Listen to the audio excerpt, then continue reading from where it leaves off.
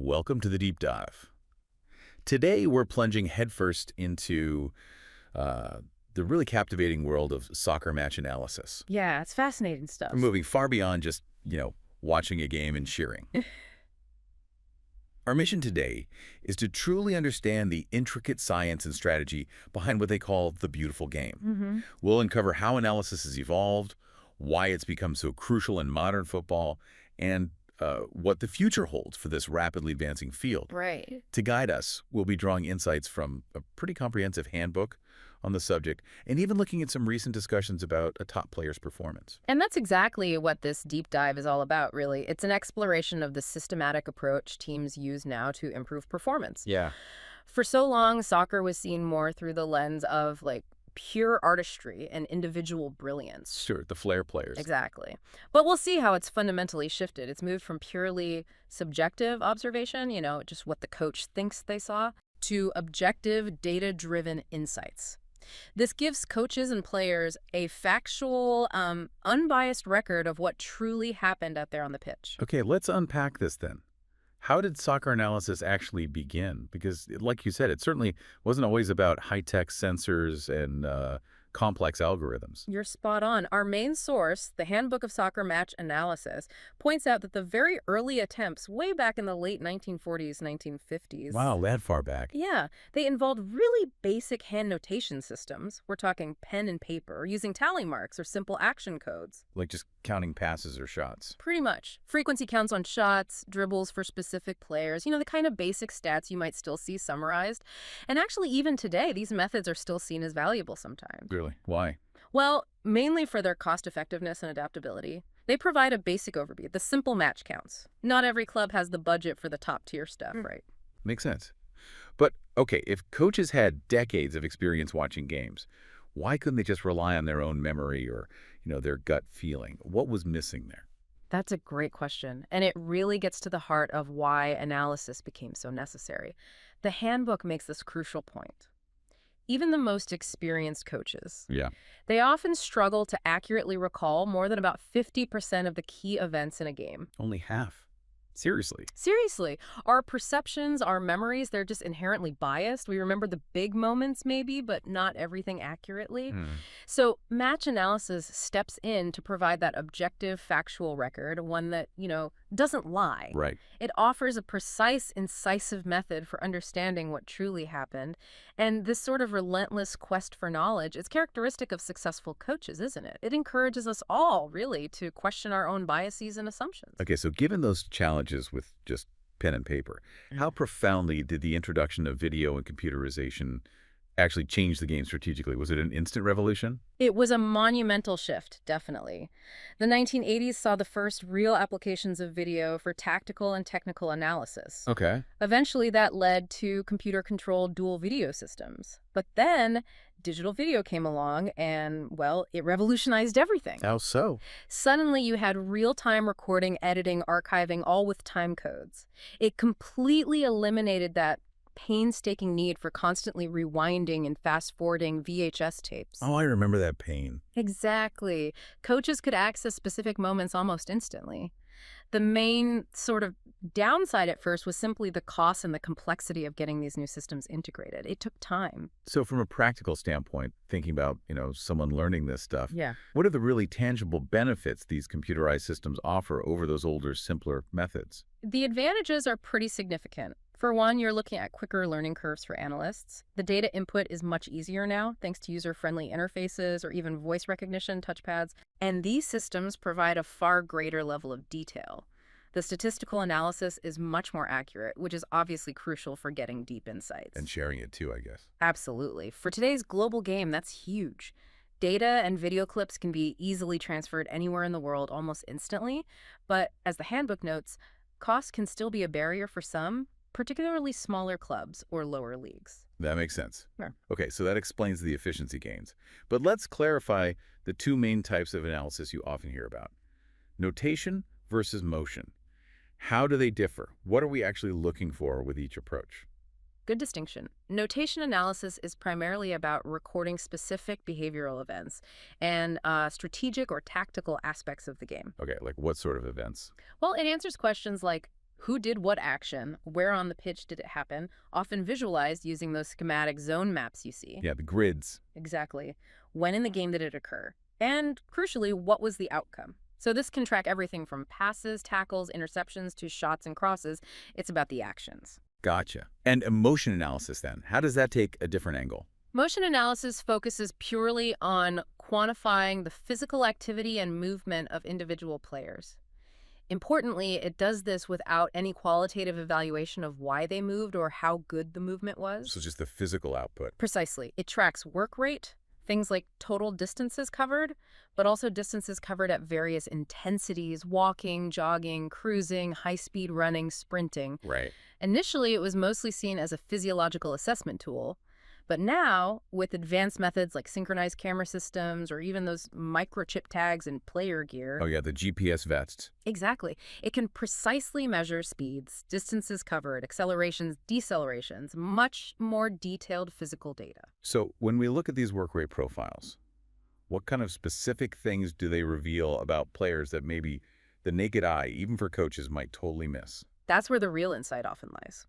The work rate profile gives you crucial understanding to a player's physical contribution, their engine. Like how much ground they cover. Yeah, for example, outfield players typically cover somewhere between 8 to 13 kilometers in a match. That's a lot. It really is. And while most of this movement is actually low-intensity jogging, walking, it's those bursts of high-intensity effort that are absolutely critical for game-deciding actions. Like what?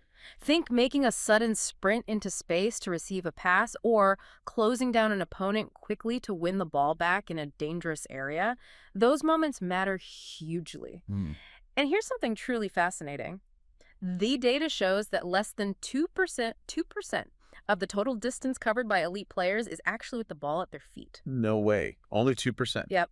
The vast majority of their movement, their actions, are performed off the ball. Positioning, creating space, tracking runs. That insight alone completely changes how you might view a player's contribution, doesn't it? Absolutely. It highlights the importance of movement without the ball, which fans don't always notice. Okay, so we have all this data, notation, motion. Yeah. What's the practical upshot? For the coaches, for the players, how do these deep dives into numbers and video actually translate into actionable improvements back on the training pitch? Right, because data for data's sake isn't useful. Match analysis is really undertaken to identify two key things: team and individual strengths that you want to build upon, and maybe more importantly, weaknesses that need fixing. And it gives objective proof. Exactly. It provides objective feedback. The handbook outlines some good scenarios. For example, take a center forward who seems to have a weak shooting technique. Okay. The analysis process might involve filming their shooting attempts during games, compiling statistics, and maybe they only have a 20% success rate on shots on target. Not great. Not great. And then using slow-motion video replay to pinpoint specific technical mistakes. Maybe their non-kicking foot is planted wrong or their body shape isn't right. Ah, I see. The feedback loop then involves showing them that footage, perhaps alongside clips of elite players executing the technique correctly, and then designing very specific shooting drills in training to address those exact errors and boost their accuracy. Okay, that makes sense for an individual skill. Mm. But what about a team-wide tactical issue? Say, a team struggling to create enough attacking width, they keep getting funneled inside. Another good example from the handbook. In that scenario, analysis might reveal, say, the fullbacks aren't getting forward enough, they're playing too deep, and attacks are becoming too predictable, always concentrating centrally. So you can see the pattern in the data. You can see it in the data, and you can visualize it. Match reconstruction software can allow a coach to highlight the exact player positions and movements relative to the ball during those phases of play, effectively replaying the tactical problem. And the solution. The solution then becomes designing a targeted training drill. Maybe one focused specifically on teaching overlapping runs from the fullbacks, working on the timing of their runs and the delivery of crosses.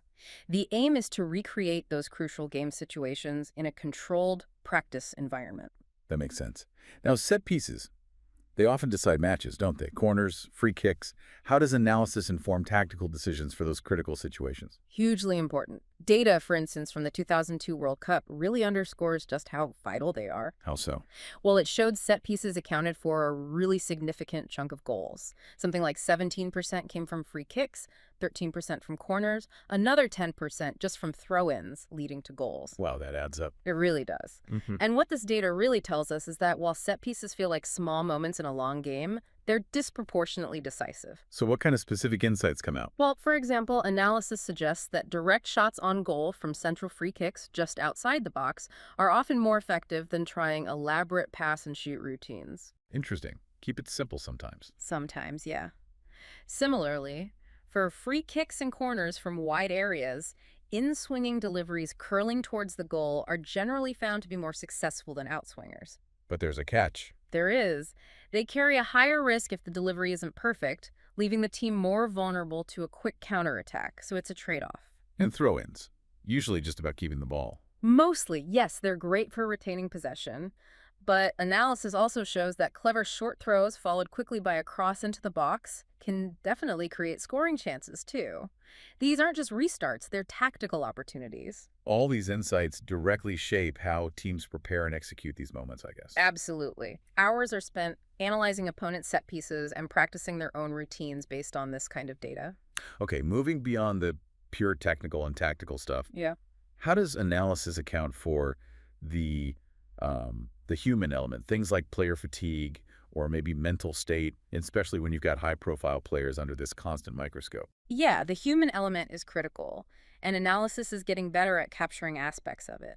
Fatigue, for instance.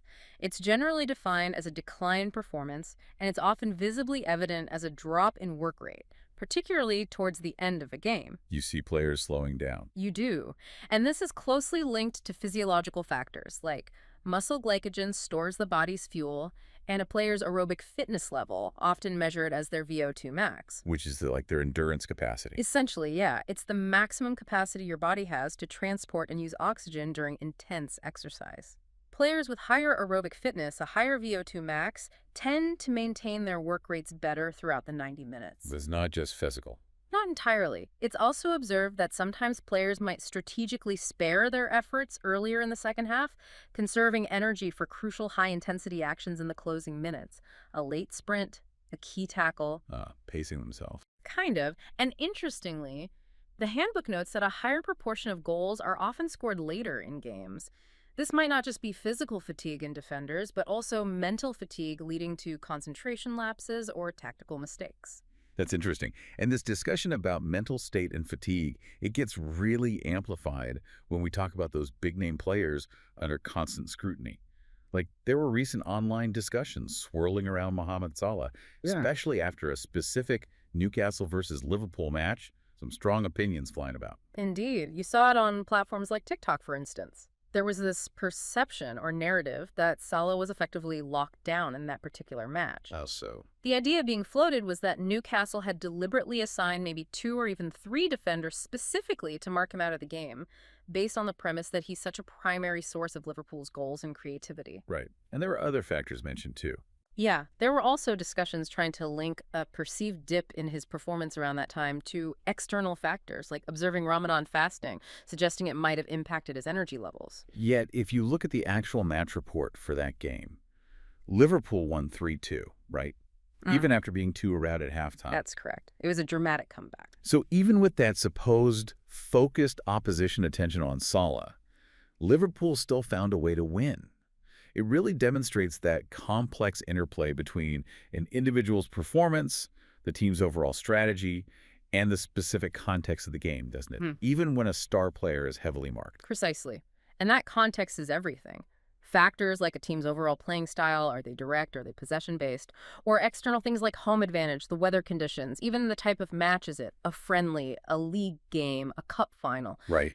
All these things significantly influence player work rates and overall performance metrics. You absolutely have to weigh these contextual factors when you're evaluating any analytical data. It's not just raw numbers. And the media narrative adds another layer too. It does. You saw pieces like in The Guardian touching on Salah's hard work, but also framing it within his career context, his dwindling time, perhaps, for his last big footballing decision. It just underscores the immense pressure and the high stakes involved in performing at that elite level, and how individual player journeys constantly intersect with team dynamics and external narratives. So, looking ahead then, what's next? What's on the horizon for match analysis?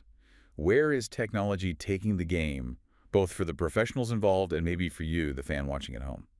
Well, the future definitely points towards the development and application of truly intelligent technology.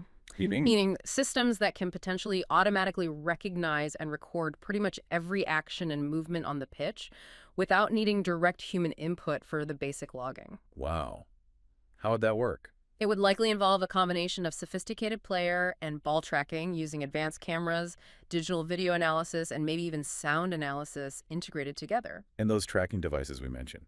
Yeah, the source material talks about things like microchip transmitters, tiny sensors potentially integrated right into shin pads or even the ball itself. Seriously. In the ball. Theoretically, yes. Providing potentially centimeter accurate 3D positional data, maybe hundreds of times per second. That's incredible detail. It is. And furthermore, think about global positioning systems, GPS. The potential is there for comprehensive physical activity profiles for every single player anywhere in the world with data beamed via satellite in real time. And you could add other data streams. Exactly. These systems could even integrate physiological information like heart rate data streamed from player monitors, giving you a truly holistic view of performance and exertion. If we connect this to the bigger picture then, this kind of incredibly granular data could really transform not just match day tactics, but maybe long-term player development in some profound ways. Absolutely. You're already seeing the beginnings of it. Things like animation packages and 3D match reconstructions are being used now to create really innovative training drills. How does that help? It makes complex tactical concepts much easier for players to visualize and understand. Instead of just drawing arrows on a whiteboard, you can show them moving 3D representations. Right. And beyond training. Well, this technology could definitely extend its reach. Think about player recruitment using deep data profiles for scouting and detecting talent for transfers. It could influence performance-related pay structure. And even more controversially. Well, theoretically, it could even play a role, potentially, in things like anti-doping efforts. By establishing baseline work rate profiles for players, significant unexplained spikes or changes in their physical output could perhaps flag up for further investigation. That's quite something to consider. The possibilities seem huge and maybe a bit scary too. They're certainly far-reaching and endlessly fascinating. It raises all sorts of interesting questions about the future of the sport. Wow. Okay, we've taken a really deep dive today, haven't we, into this dynamic world of soccer match analysis. We've traced its evolution from those simple pen and paper tally sheets right up to cutting-edge AI and GPS tracking. And we've seen pretty clearly how objective data is just utterly transforming coaching, player development, and even our fundamental understanding of how the game is played. And we've really explored that critical why behind it, all that relentless pursuit of objective insights to pinpoint strengths, remedy weaknesses, and constantly refine strategy. Yeah. From designing those super specific training drills to understanding the subtle effects of player fatigue or the tactical nuances of set pieces, this data is unequivocally empowering teams to perform at their absolute peak potential. So wrapping this up, what does this all mean for you, the listener, the learner? Whether you're just a dedicated fan wanting to understand the why behind the what you see on screen, or maybe you're even aspiring to be part of the game's analytical future yourself. These methods we've discussed, they offer a genuinely profound new lens through which to appreciate soccer. It really is about seeing those intricate patterns, isn't it? The strategic chess match happening beneath the surface, Right. not just the obvious individual moments or goals. Yeah, exactly. And as this technology just continues its relentless march forward, that interplay between, traditional human intuition, the coach's eye, and precise analytical data will only get more sophisticated, more intertwined. So the challenge is integrating it. I think the ultimate challenge and the opportunity will be to leverage these incredibly powerful tools, not just to win matches, although that's obviously key, but also to continuously foster deeper understanding, better critical thinking, and more holistic development in every player. It can actually enrich the sport itself. That's a great way to put it. So a final thought for everyone listening. What stands out to you after this deep dive? Think about how understanding these analytical layers, the science beneath the surface, might change how you watch the next match you see. Or even how you approach analyzing any complex system in your own life, perhaps. Yeah. How does understanding the science beneath the artistry maybe make the beautiful game even more beautiful, or at least more fascinating? Something to ponder.